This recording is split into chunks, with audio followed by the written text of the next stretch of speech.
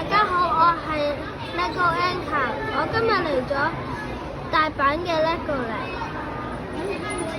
你睇下呢一度有 LEGO 嘅虎巴同埋 Mario 啊！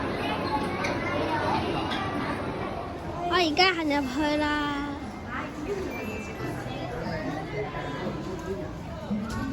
我哋嚟到第一站，原來係整 LEGO 人頭啊！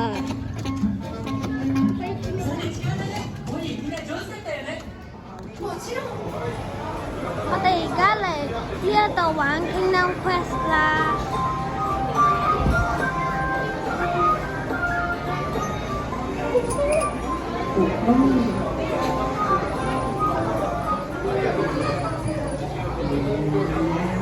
我哋要攻擊呢一啲骷髏骨頭啊！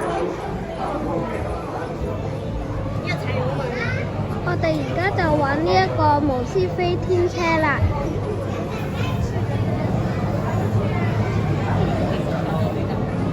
佢哋係靠你好似踩單車咁樣，先至可以飛高高㗎。如果唔係，佢就會跌翻落嚟㗎啦。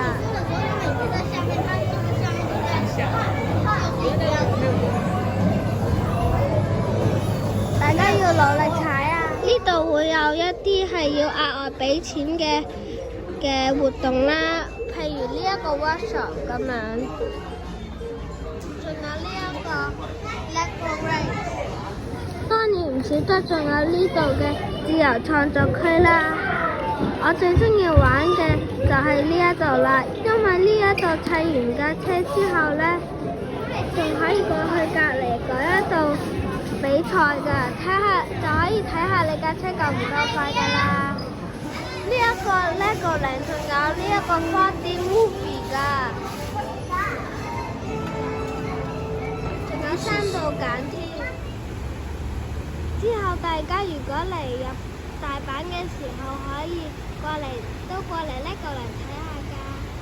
拜拜。